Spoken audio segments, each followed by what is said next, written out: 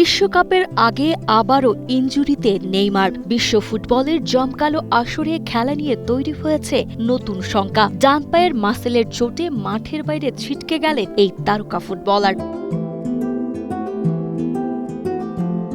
সব জল্পনা কল্পনা কাটিয়ে কার্লো আনচেলোত্তির ঘোষিত চূড়ান্ত বিশ্বকাপের দলে জায়গা পেয়েও নেইমারকে নিয়ে শঙ্কার মেঘ যেন কাটছেই না। গত 17 মে কুরিতিবার বিপক্ষে সান্তোসের হয়ে খেলতে গিয়ে ডান পায়ের কাপ পেশিতে আঘাত পান নেইমার। তবে সান্তোসের মেডিকেল প্রধান রদ্রিগো জোগাইব নিশ্চিত করেন এই চোট খুব একটা গুরুতর নয়।